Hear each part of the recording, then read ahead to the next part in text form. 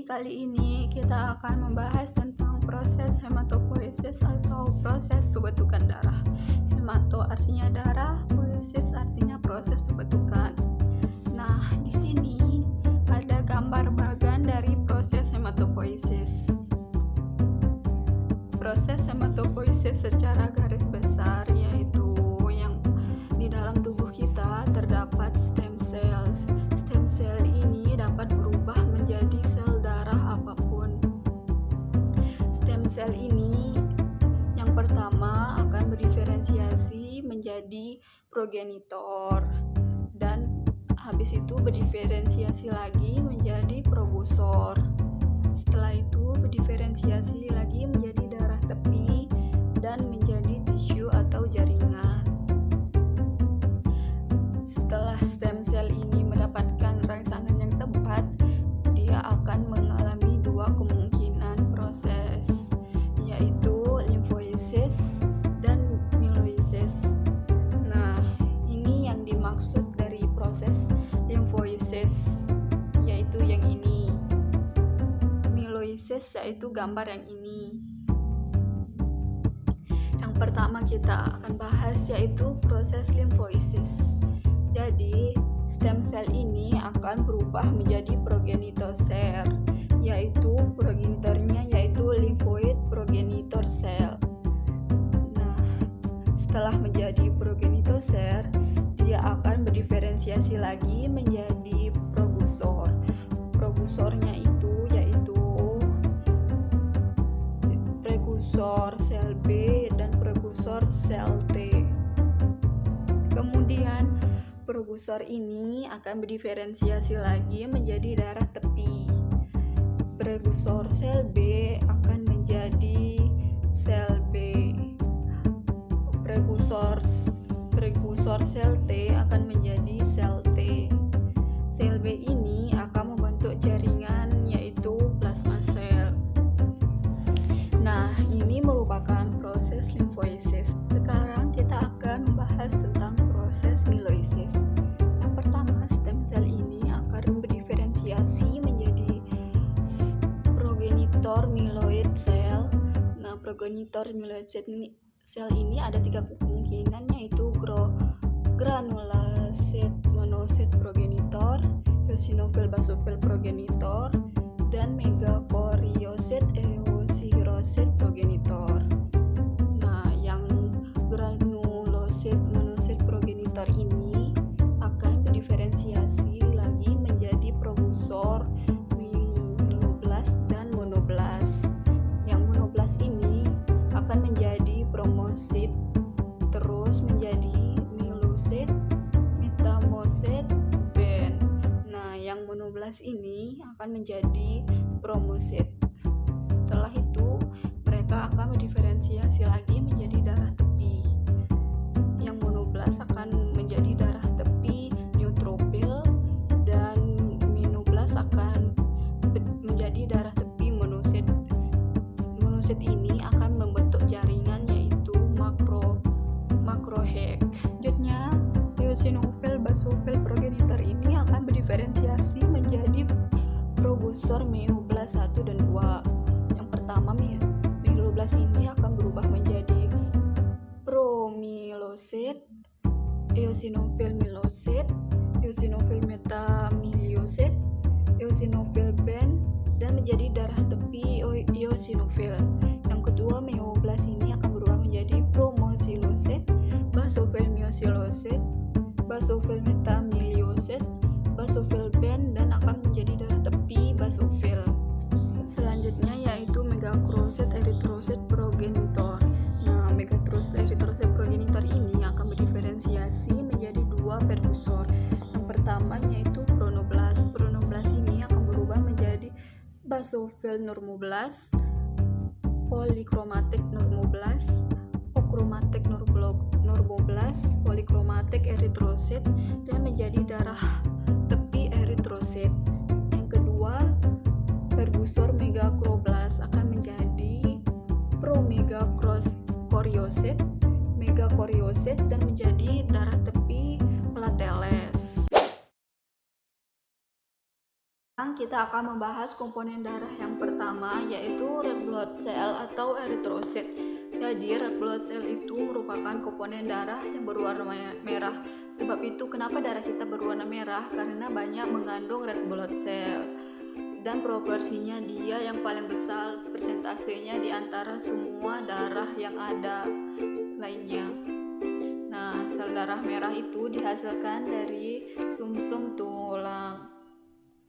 Dan proses pembentukannya itu dipicu oleh hormon yang disebut EPO atau eritropoietin. Nah, eritropoietin ini merupakan hormon yang dikeluarkan oleh ginjal. Oleh karena itu, pada pasien yang menderita gagal ginjal kronis itu biasanya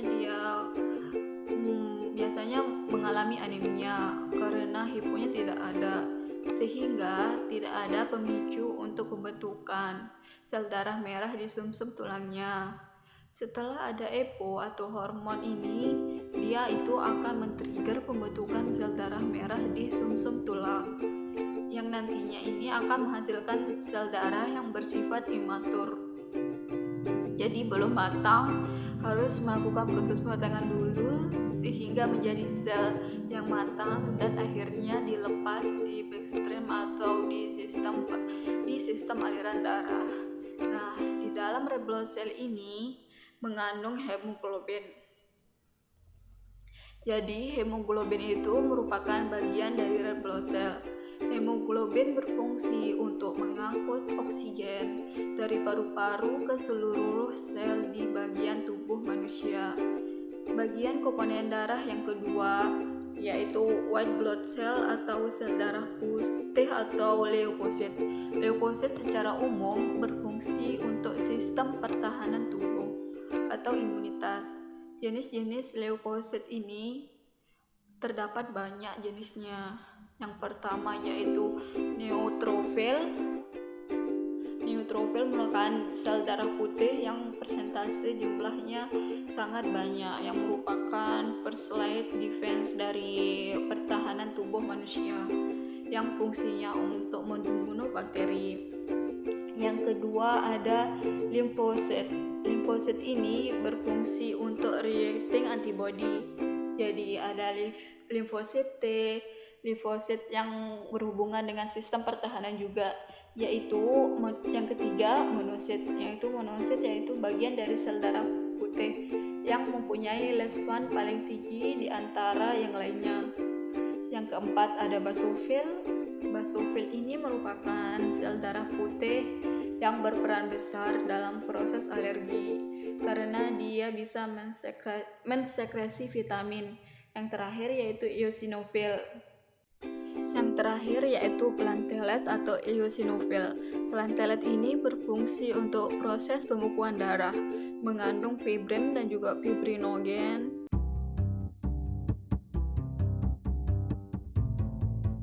Yaitu proses pembentukan sel darah dari janin dilanjutkan ke bayi. Nah, di sini ada gambar dari hematopoiesis prenatal dan postnatal. Di sini yolk sel atau kantung kemih kuningnya yaitu 3-9 minggu, liver atau hatinya 6-30, limfanya 9-28, bone marrow atau sumsum tulangnya 28 lahir sampai dewasa. Selanjutnya postnatal atau setelah kelahiran. Hematopoiesis hampir secara eksklusif di sumsum tulang. 1-5 tahun sumsum tulang dari semua tulang melakukan hematopoiesis. 2 pada 20 tahun rongga sumsum tulang panjang kecuali humerus atas dan tulang paha telah menjadi tidak aktif.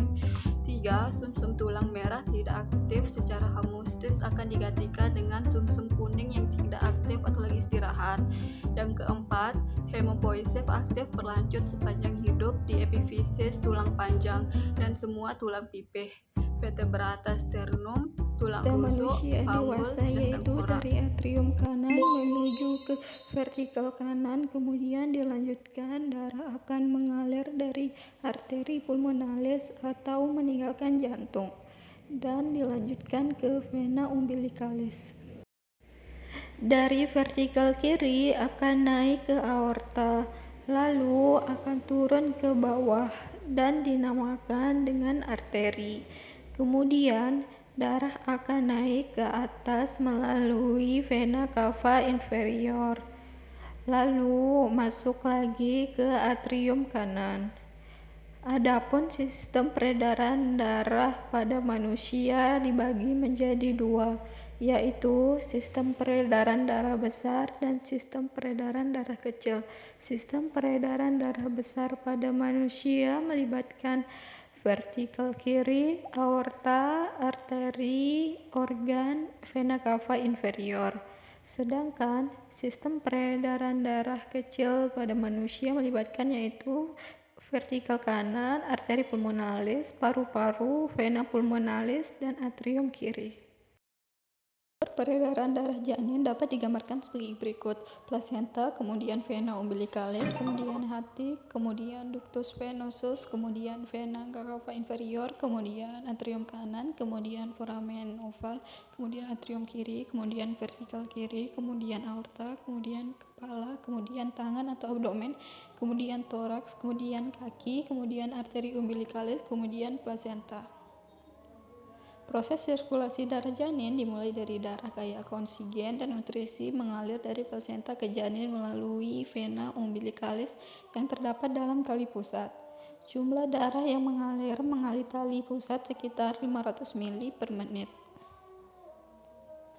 Melalui vena umbilicalis menuju liver, menuju ductus venosus, darah mengalir ke dalam vena cava inferior, mencampur darah yang kembali dari bagian bawah tubuh.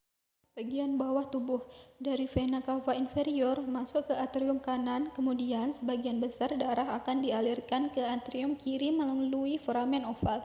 Sebagian kecil darah dari atrium kanan masuk ke vertikal kanan bersama-sama dengan darah yang berasal dari vena cava superior. Darah yang berada di vertikal kanan masuk ke paru-paru, tetapi karena paru-paru belum berkembang, maka darah yang terdapat pada arteri pulmonalis dialirkan menuju aorta melalui ductus arterius bothali. Darah yang ke paru-paru bukan untuk pertukaran gas, tetapi untuk memberi makanan kepada paru-paru yang sedang tumbuh. Darah yang terdapat pada atrium kiri kemudian dialirkan ke vertikal kiri dan diteruskan ke seluruh tubuh melalui aorta. Selanjutnya, darah yang berada di aorta, darah kaya akan karbon dioksida, kembali ke plasenta melalui arteri umbilicalis untuk mengadakan pertukaran gas selanjutnya. Selanjutnya, sirkulasi darah janin akan berulang kembali, menerima nutrisi dan O2 dari plasenta melalui ductus venosus aranti, menuju vena cava inferior yang kaya akan O2 dan nutrisi.